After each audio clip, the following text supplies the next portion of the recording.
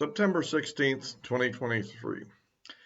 Well, an item that's on the agenda here that coming up is this ongoing push by the Ukrainians to get the US ATACMS missile system.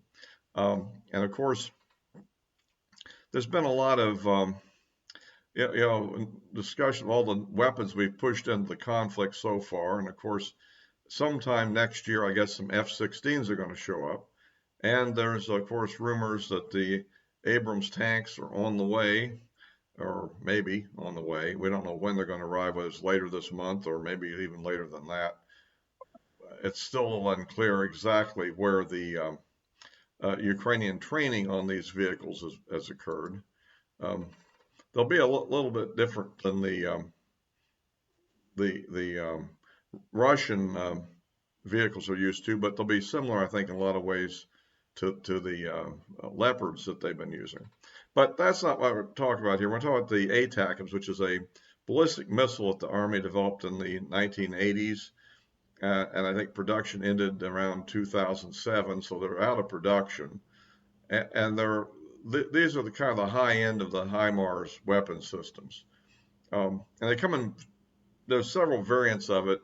There's the so-called M39 variants, of which there's the M39 and A. The first one has a range of about a maximum range of 185 kilometers and carries over 900 bomblets. And then there's a longer range version, the A, which has a 300 kilometer range and carries about 300 bomblets. And these are, of course, the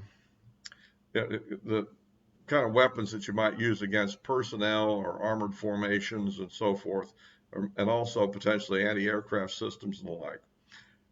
Then the other version is obviously it's the M48, which has a roughly 500-pound class unitary warhead, and has a 300-kilometer range. And of course, you can tell the Ukrainians are salivating to get them because they think they want to blow up that cursed bridge. You know, that's the apple of their eye. Practically is blowing up that bridge, man. That really gets them jazzed. So anyway, however, there's some doubt they're going to get that variant because we don't have that many of them really. And well, you know, and since they're out of production, the Army, I think, kind of wants to keep them for our own use in case we get into a conflict. I mean, how much of our capability do we really want to give away here? But we'll see.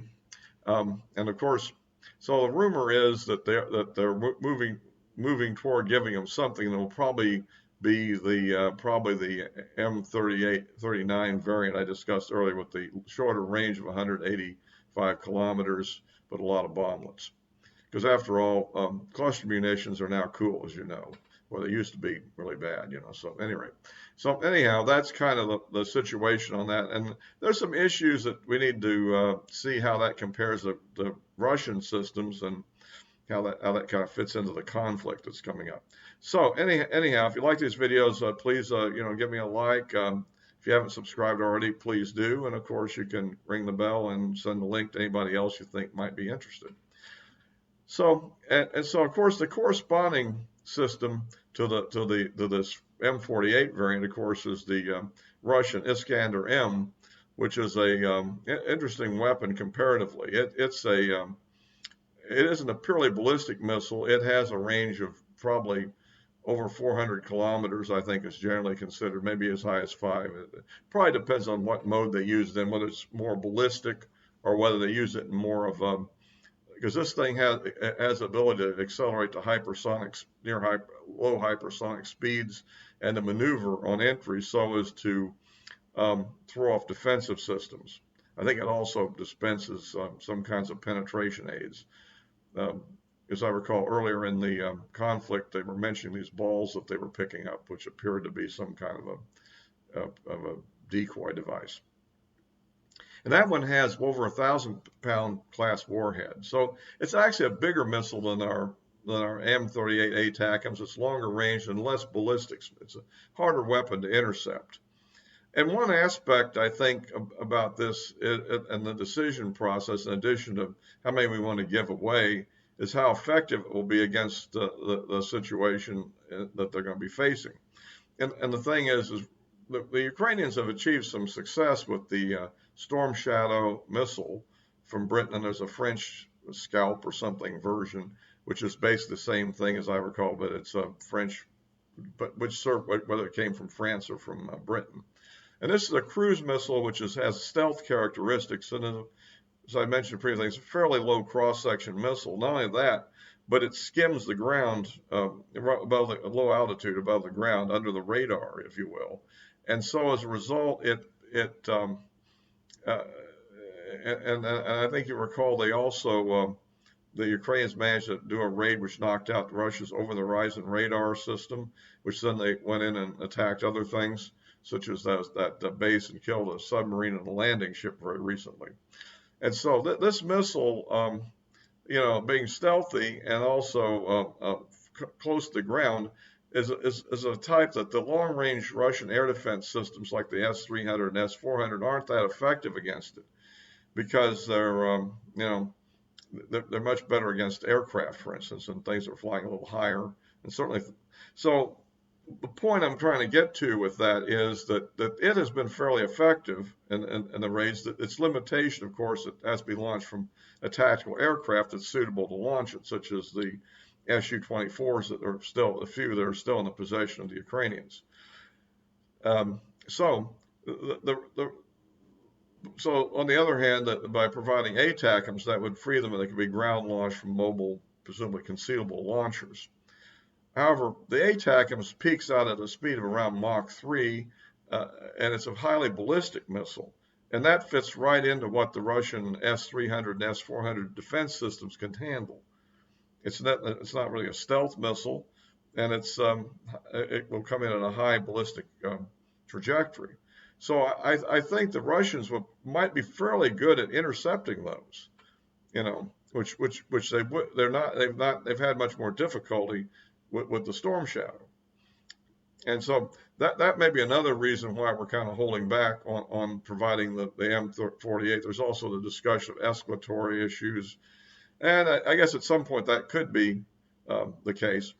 And so anyhow, that kind of illustrates because the Iskander is a bit more powerful missile. It also is a nuclear capable missile, which the ATACMS really isn't. Not that somebody couldn't have designed one. The fact is we just didn't. So a lot of things could be, but they aren't, But the other one is, and has presumably a variable yield 5 to 50 kiloton warhead. Although so far Russia's refrained from any nuclear escalation in this thing. Although supposedly a limited number of these have been deployed to Belarus in a nuclear variant. So anyway, that kind of gives you an idea of the comparative missiles. So we'll see how that plays out. But I tend to think that maybe one of the reasons we really don't want to deploy them is because we feel like the Russians may be better at shooting them down than other objects that we might shoot at them. Certainly, the ATACMs, the M39 with over 900 bomblets, would put out something like about 12 to 15 times the destructive capacity of these cluster munition 155 millimeter shells we provided, and we'll do it at a much longer range. So they will definitely complicate things and increase losses, I think, on the Russian side. Of course, we don't know how the Russians will react to this, and what kind of escalation they might throw in.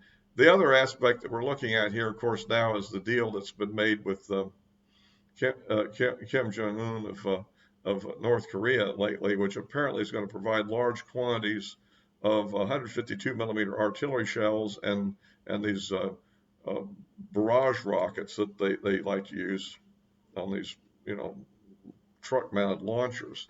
And supposedly this sort of equipment is going to be provided by North Korea, presumably in return for things such as technology for their own ICBM program, which is another disturbing development, and of course probably grain and oil. So anyway, that kind of outlines kind of what's afoot here, and the administration so far hasn't formally announced their decision, and it's also unclear exactly when these new weapons would show up. But this probably will, throw another escalatory phase into it. As I understand it, sometime we discussed the idea that the basic HIMARS system with a small diameter bomb, which would then launch it in the air, and then the bomb would spread its wings and increase its range, by gliding through the air. Apparently, these have been promised, but have yet to be delivered, and supposedly they're going to be coming in shortly as well. I had thought they were already in theater, but apparently they're not.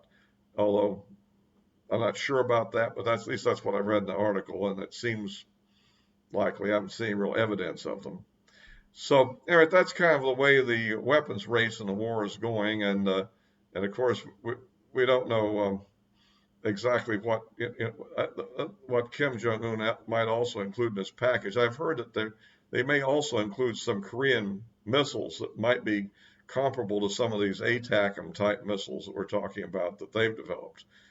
And that I think is unclear because I only have one source on that, and the reliability there on this kind of an issue I think is still a little bit in question. So we'll have to see what develops. But anyway, I just try to kind of keep people up to date on the arms race in the Ukraine war there.